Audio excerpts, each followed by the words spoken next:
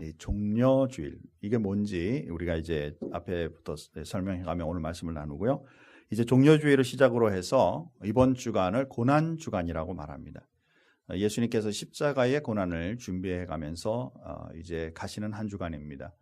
분명히 이 주간은 경건하게, 모든 그리스도인들은 경건하게 지내기 때문에 여러분들은 한 주간 재미를 추구하는 일들에서 이번 주간만큼은 좀 놓고 예수님의 그 고난과 또 우리를 향한 그 사랑을 묵상할 수 있는 그런 주간이 되기 바랍니다. 그래서 묵상, 그 고난과 힘든 것만 하면서 우울해지는 게 아니고 사실은 이 고난은 승리를 위해 준비하는 아주 중요한 또 주간이기도 합니다. 그래서 오늘은 이제 십자가의 길은 고난의 길이지만 또한 승리의 길이다, 이런 제목 가지고 같이 나누려고 합니다.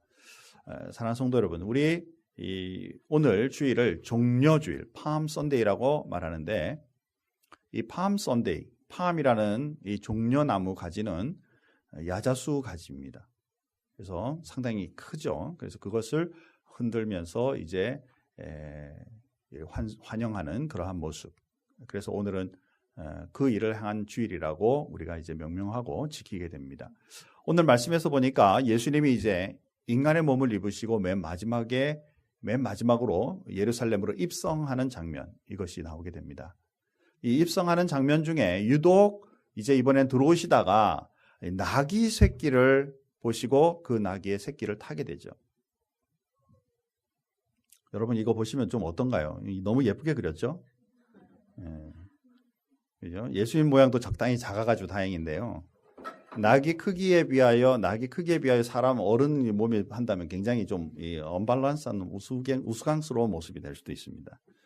자, 이 모습을 타고 들어오는데 주변에 있는 많은 사람들이 이 종려가지를 막 흔들면서 하는 말이 뭐냐면 호산나 호산나, 우리를 구원하시기에 합당하신 하나님이시라는 것을 찬송으로 말합니다. 이 호산나라는 뜻이 뭘까? 호산나, 이 히브리어 원래 언어에서는 호시아나 이렇게 이제 되어 있는 단어를 붙여서 호시안나 이렇게 하다 보니까 이제 그냥 그것이 성경, 신약 성경인 그리스어로 이렇게 쓰다 보니까 호산나 이렇게 된 것입니다. 축약형으로 호시아,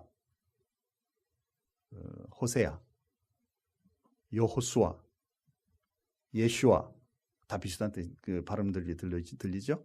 이 뜻은 구원하다라는 뜻이에요. 그래서 나 뒤에다 붙이는 것은 now, 지금. 그래서 save us now, 지금 우리를 구원해 주십시오 라는 이 외침이 호산나예요. 사실 이 종려나무를 흔들면서 이렇게 환영하는 것은 사실은 전쟁을 이기고 들어오는 승리자를 향해서 기쁨으로 맞이하는 그런 모습이에요. 그런데 예수님은 그때 모습이 대다수 늠름하고 그리고 큰 아주 든든한 말을 타고 많은 사람이 열을 지어서 들어올 때 사람들이 흔들면서 하는 건데, 예수님의 모습은 오히려 굉장히 어색한, 종려나무를 흔들기에는 좀 어색한 조만한 볼품없는 나귀를 타고 들어오시는데 그분을 왕이라고 명칭하며 또 호산나 호산나, 우리를 구원해달라고 외치는 그러한 장면인 것이죠. 사실 이 나귀 새끼를 타겠다라는 말씀은 오늘 읽은 말씀 속에도 있지만 스가랴 9장 9절에 있는 말씀입니다. 다시 한번 우리 성경에 15절에 있던 말씀이지만 정확한 원문을 찾아서 같이 한번 읽어보십시다. 스가랴 9장 9절입니다. 같이 읽습니다. 시온에 따라 크게 기뻐할지어다. 예루살렘에 따라 즐거이 부를지어다.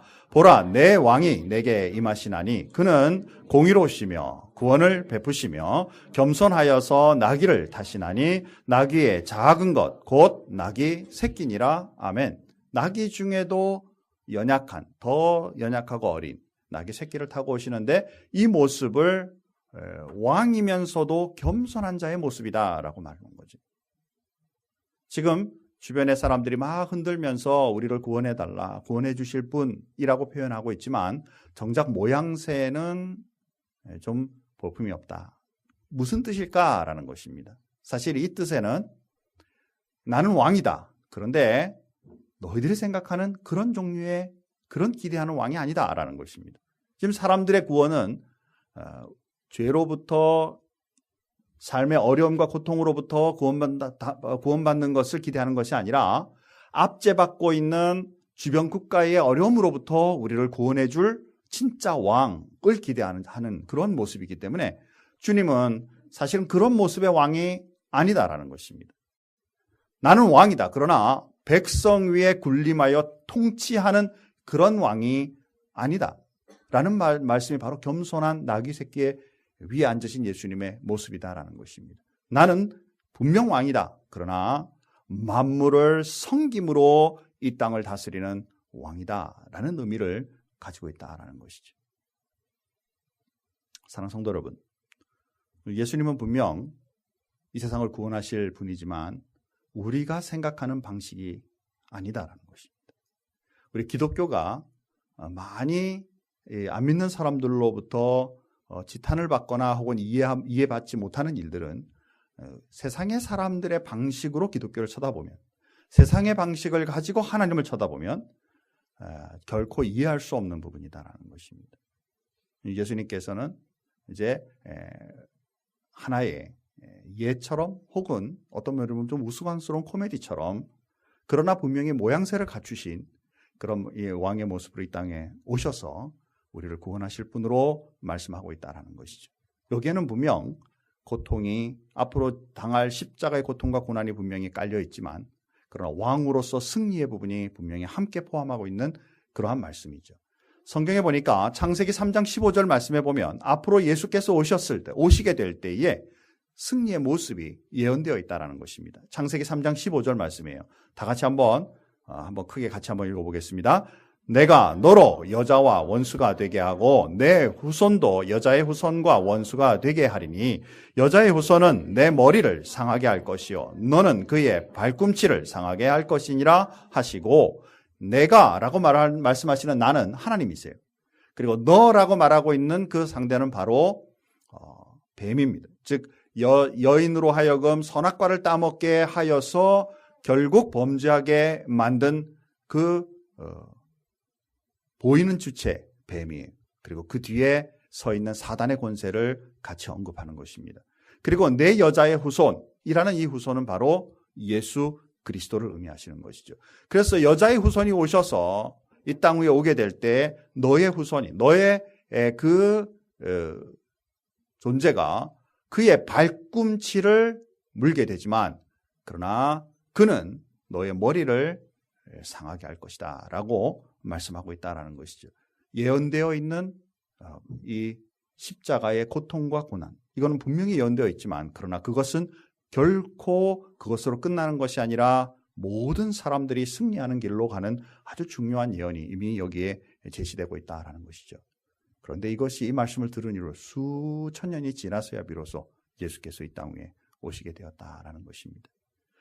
또 한 말씀 가운데 골로새서 2장 13절부터 15절 말씀해 보면 이 십자가는 어떻게 우리들에게 승리인지를 정확하게 말씀하고 있습니다. 십자가는 우리의 죄를 사하시는 바로 무죄의 선언이에요. 자, 13절 고린도전서 2장 13절 보니까 또 범죄와 육체의 무할례로 죽었던 너희를 하나님이 그와 함께 살리시고 그 예수 그리스도죠. 하나님이 그와 함께 살리시고 우리의 모든 죄를 사하셨다라고 말씀합니다. 사랑하는 성도 여러분, 우리가 예수를 믿는다라는 것은 역사적인 한 인물 예수님을 믿는 것,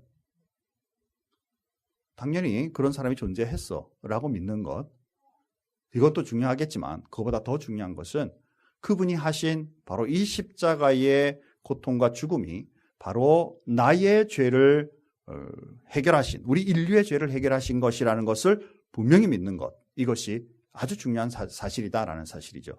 로마서 6장 6절에 보니까 또 같이 한번 읽어볼까요? 한 목소리를 같이 읽습니다. 우리 옛사람이 예수와 함께 십자가에 못 박힌 것은 죄의 몸이 멸하여 다시는 우리가 죄에게 종노릇하지 아니하려 함이니.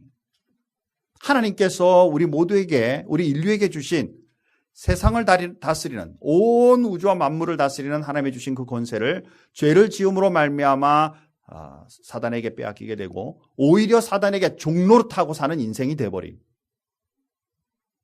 하나님과 영광관계를 맺어 하나님과 하나님의 자녀로 하나님의 일꾼으로 살아갈 때는 그 권세를 사용할 수 있었던 우리들이 이제는 사단에게 종노를 할 수밖에 없는 존재로 전락한 이 사실에 대하여 오히려 이제는 더 이상 거기에 묶이지 않고 이제는 이 죄로부터 벗어나 하나님의 자녀로 다시 우리에게 주신 그 권세와 권능을 누리는 그리스도인으로 하나님의 일꾼으로 살아갈 수 있도록 베푸신 것, 이것이 바로 십자가다라는 사실이죠.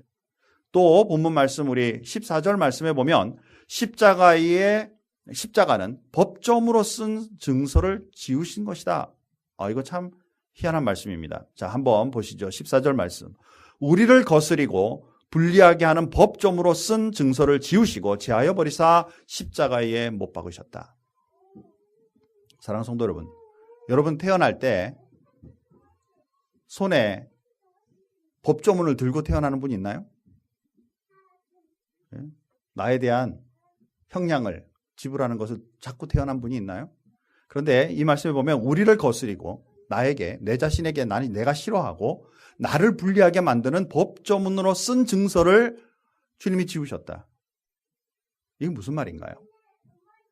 우리가 태어날 때 원하든 원하지 않던 우리는 죄 가운데 태어나며, 그렇죠? 아무리 순결한 사람같이 생각을 해도 죄 가운데 태어나며 영적 세계에서 보면 우리에게는 태어난 이 아이는 하나님께 속한 아이가 아니라 죄 가운데 속한 아이. 이대로 죽으면 멸망하여 지옥 갈 수밖에 없는 그런 존재라고 쓴 영적 법조문이 우리에게 지워져 있다는 것입니다. 이 기독교에서 굉장히 이거 참 부담스러운 이 부분입니다. 우리는 많은 사람들이 태어난 아이는 순수하고 깨끗한데 그 아이가 죽으면 지옥 간다는 건 말도 안 된다, 이렇게 생각을 합니다. 저도 그렇게 생각합니다. 그렇지만 성경은 그렇게 말하고 있지 않다는 것입니다.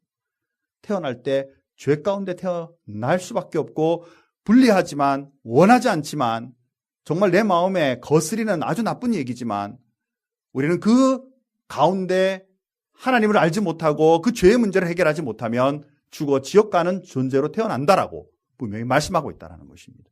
그런데 이것을 예수 그리스도의 십자가로 말미암아 제하여 버리셨다는 거예요. 그것을 뜯어내서 쭉쭉쭉 찢어서 버리시면서 이 아이는 나에게 속한 아이다라고 말씀하고 있다는 사실입니다. 예수를 믿는 우리 모두가 이제는 그동안에 죄 가운데 죄의 종로로 타고 있는 너의 신분이 변화되어 하나님의 자녀가 되었다라고 선언하는 하나님의 그 은혜가 바로 십자가다라는 사실이에요. 또한 15절 말씀에는 십자가는 이 세상 통치자들과 권세자들까지도 무력화시키는 말씀이라고 분명히 말씀합니다. 자, 15절 말씀에 보니까 통치자들과 권세들을 무력화하여 드러내어 구경거리로 삼으시고 십자가로 그들을 이기셨느니라. 자, 여기에 말하고 있는 통치자, 권세들은 제일 먼저 1차적인 의미는 사단의 권세를 말합니다. 그동안에 세상의 사람들을, 하나님을 알지 못하는 그 사람들을 마음대로 하려고 그들의 인생을 도적질하고 그들의 생명을 도적질하던 그런 통치자들의 그 모든 권세들을 예수 그리스도의 십자가의 보혈로 무력화시키시고 그들을 이기십니다. 자, 그런데 두 번째의 의미는, 이 통치와 권세는 바로 우리가 이 세상 살아가면서 당할 수밖에 없는, 또 우리가 누리고 있는 그런 통치와 권세가 여기에 포함됩니다.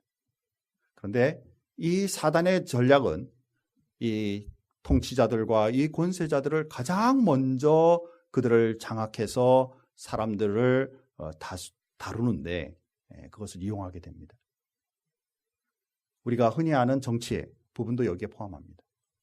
그리고 회사를 운영하거나 가지고 있는, 내가 직위가 높아지면서 가지고 있는 이 권세도 하나님의 뜻과 그 은혜, 주님께서 주시는 그 권능으로 제대로 사용하지 않으면 사단이 이끄는 그 통치력으로 우리가 전환되면서 오히려 사단의 앞잡이 노릇을 하게 되는 일들이 일어나게 된다는 것입니다. 이러한 모든 일들을 주님께서 드러내요.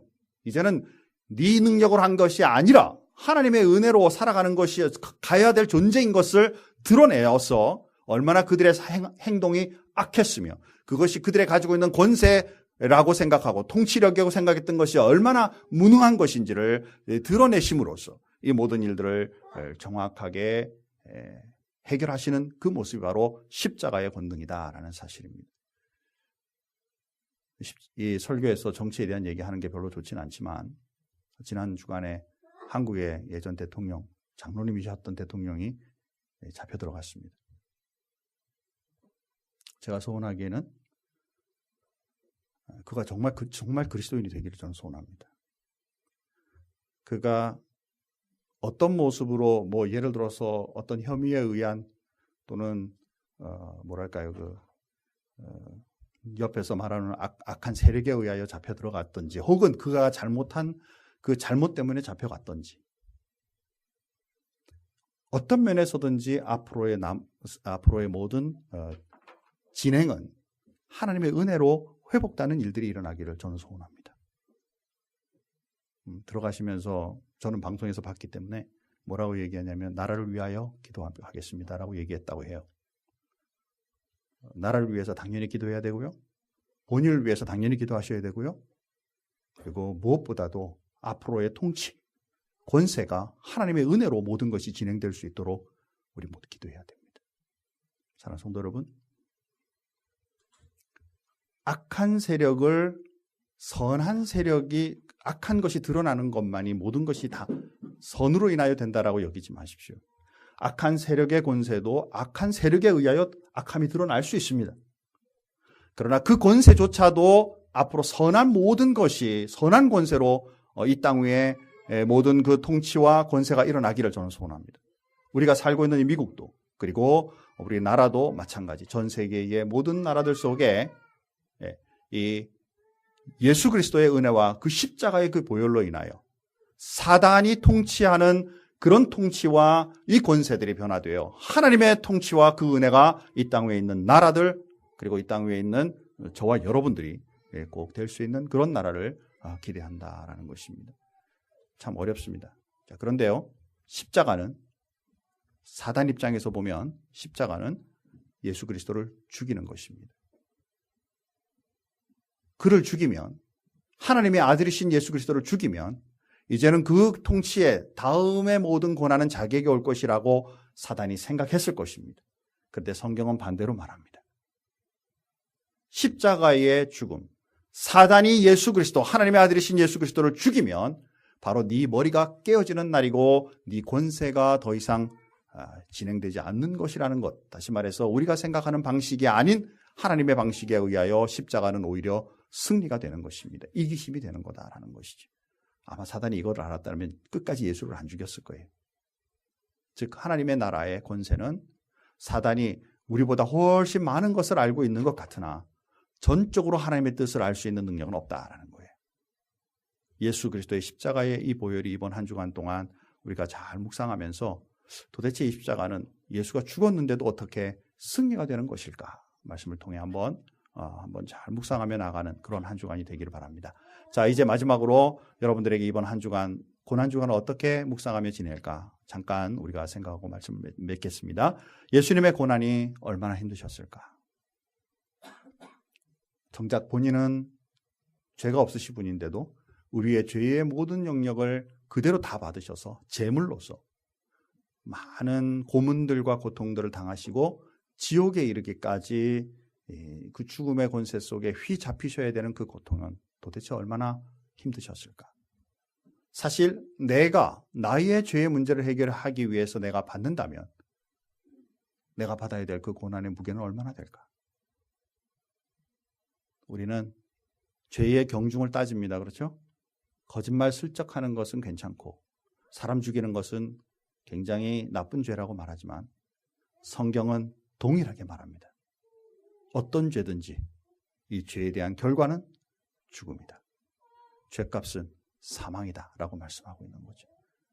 사랑하는 성도 여러분, 정말 우리가 짓는 이 죄를 우리 스스로 해결한다면 이것은 얼마만큼 어려운 무게일까 한번 생각해 보시기 바랍니다. 예수께서 모든 인류의 죄를 지고 가시는 모든 과정에 아마 그 고통만 생각했더라면 아마 더 이상 안 하고 싶으셨을 거예요. 겟세마네 동산에서 기도하시면서 아버지여 하실 수만 있다면 이 잔을 나에게서 옮기워 주옵소서. 이게 예수님의 마음 아니겠어요? 이게 바로 우리의 삶의 마음 아니겠어요? 그런데 예수님께서 그 고통을 보지 아니하시고 보통 그 고통으로 인하여 고통을 당하시고 있지만, 당할 것이지만, 그러나 그 고통만을 보지 아니하시고 살아계신 하나님, 아버지이신 하나님, 구원해 주실 하나님을 바라보며 아버지여 내 뜻대로 하지 마옵시고 아버지의 뜻대로 될 수 있게 해 주십시오 라고 말씀하시는 것은 시각을 들어 승리케 하시는 하나님을 바라보는 그 능력인 것을 우리는 꼭 기억하자라는 것입니다. 사실 저와 여러분의 삶 속에도요, 어떤 종류이든지 어려움이 있습니다. 이 역경들을 대할 때마다, 이 어려움을 대할 때마다 우리는 무엇을 묵상할 것인가? 예수님이 당하실 고통만을 묵상하지 아니하고 그를 구원하실 자이신 아버지를 바라보며 기도하셨던 것처럼 저와 여러분의 삶 속에서도 우리가 가지고 있는 힘들고 어렵고 정말 극복하기 어려운 이런 모든 상태들을 오히려 주님 앞에 내어놓고 주님을 바라볼 수 있는 믿음의 사람으로 설 수 있는 기회가 될 수 있도록 이번 이 고난의 한 주간이 분명히 고난과 고통의 주간이면서도 우리를 위하여 십자가에 이기신 예수 그리스도를 묵상함으로 우리의 삶에 가지고 있는 모든 고통과 고난들이 주님 앞에 맡기신 바 되고 주님이 주시는 은혜와 축복이 넉넉한 행복한 기쁨이 가득한 우리의 삶으로 변화될 수 있는 그런 한 주간이 될 수 있기를 주님의 이름으로 축복합니다. 예수를 믿는다는 것, 이것은 바로 십자가만을 고통만을 묵상하는 것이 아니라 우리를 위하여 그 십자가를 지나 부활하심으로 사단의 권세를 깨뜨리시는 승리의 사실이 분명히 있다는 것을 믿고 나가는 것이 바로 믿음의 생활입니다. 저와 여러분의 삶 속에 이 믿음이 강력한 그리스도인으로 늘 설 수 있기를 바랍니다. 다 같이 한번 기도하겠습니다. 하나님 감사합니다. 오늘 우리 십자가를 통하여 오히려 이 십자가는 이기신 것이라고, 승리하신 것이라고 말씀하는 말씀들을 우리가 같이 묵상했습니다. 이번 한 주간 고난 주간이고 정말 이 우리의 죄를 위하여 고통당하시고 돌아가시는 그 어려운 길을 가시는 주님을 분명히 묵상합니다.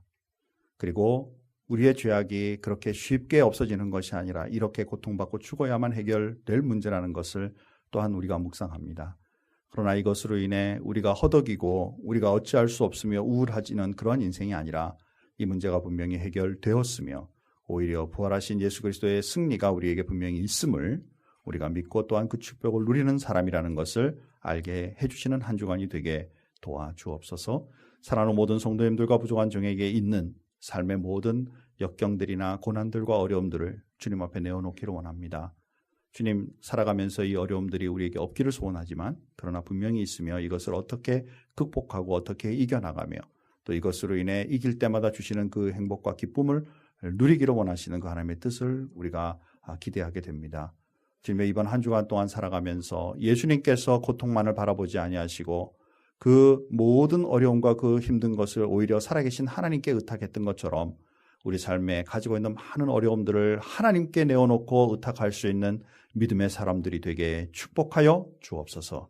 고통과 고난이 우리를 주관하지 못하도록 오히려 살아계신 하나님과 그 능력이 우리 속에 역사하시고 인도하시는 것을 볼 수 있도록 주님을 의탁하는 한 주간이 되게 도와주옵소서. 우리 금빛교회가 지역 세상 세계를 향하여 이 크신 하나님의 사랑을 선포하는 하나님의 말씀을 선포하는 귀한 교회로 잘 성장할 수 있게 도와주옵소서. 감사하며 예수님의 이름으로 기도하옵나이다.